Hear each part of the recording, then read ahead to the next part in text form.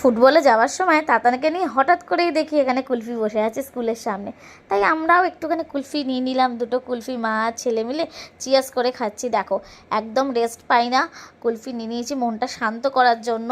এই মাঠে গিয়ে দেখি হচ্ছে এখনো শুরু হয়নি, মানে মাঠ ভেজানো হয়নি, মাঠ ভেজানো হবে তারপরে ওদের খেলা শুরু হবে।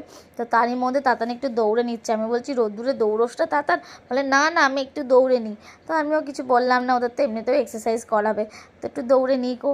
তো তারপরে দেখো আমার কাছে এসে বসেছে একটুখানি, এখনও খেলা শুরু হয়নি। এই দেখো তাতান ইয়েলো কালারের জার্সিটা দেখো, এই দেখো এই দেখো এবার ওদের ট্রেনিং চালু হয়ে গেছে।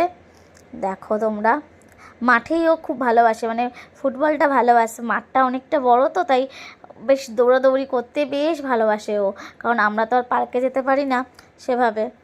তো এই দেখো ও খুব মজা পায় এখানে আসলে, মানে অনেকটা জায়গা জুড়ে দৌড়াতে হয়। প্রথমে ওদের এরকম এক্সারসাইজ করিয়ে নেয়, তারপরে ওদের ফিল্ডে দেয় খেলার জন্য, বল দিয়ে দেয়। ওই 15-20 মিনিট মতো ওদের বল দিয়ে দেয়, আলাদা আলাদা টিম করে দেয়।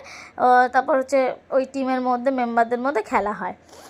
এই দেখো জল খেতে চলে এসছে, আমাকে বলছে তুমি গ্লুকন-ডি দিয়েছো? আমি বলছি না না আমি ওআরএস মিশিয়ে এনেছি।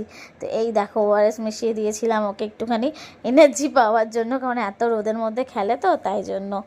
তো আবার দৌড়লো।